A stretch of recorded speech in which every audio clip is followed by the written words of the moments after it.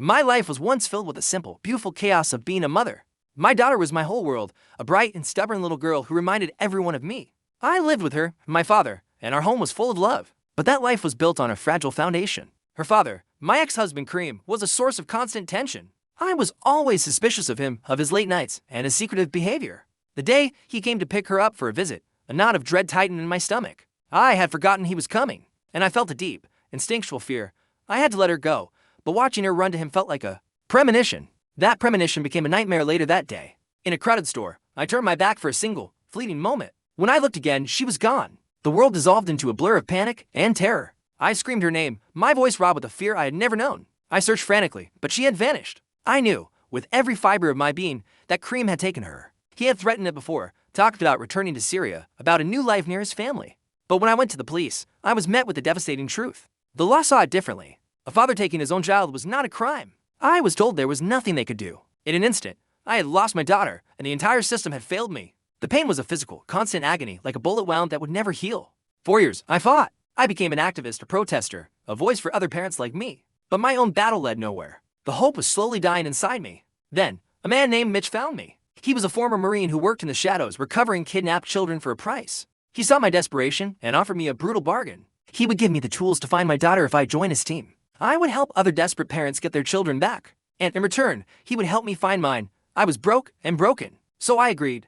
I stepped into a dark and dangerous world. I learned to be someone else, a calm presence during chaotic snatches. A fake mother to soothe terrified children. The work was morally complex and left me feeling like a mercenary. But I told myself every mission, every risk, was a step closer to my own daughter, after 8 long years. And my relentless search finally paid off.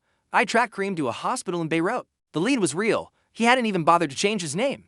I pushed Mitch to take a job there, my one chance to get to the city where my daughter lived. When I finally saw her, a young woman now, not the little girl I lost, something in me broke. All my training, all the plans vanished. I acted on pure instinct and took her. It was reckless and it compromised everything, but I had her in my arms. The reunion I had dreamed of for nearly a decade was nothing like I imagined. The girl I held was a stranger. She looked at me not with love, but with fear and anger. She told me her mother was dead, Karim, had erased me from her life completely. And then, the final, devastating betrayal was revealed.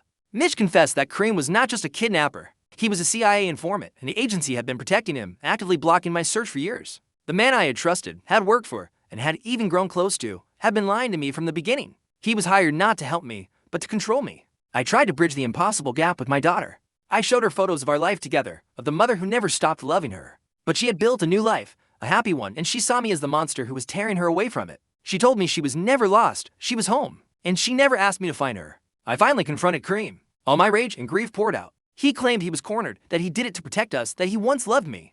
But his words were empty. I looked at him and realized the painful truth. The little girl I was fighting for no longer existed. In her place was a young woman who didn't know me. In her eyes, I was already dead.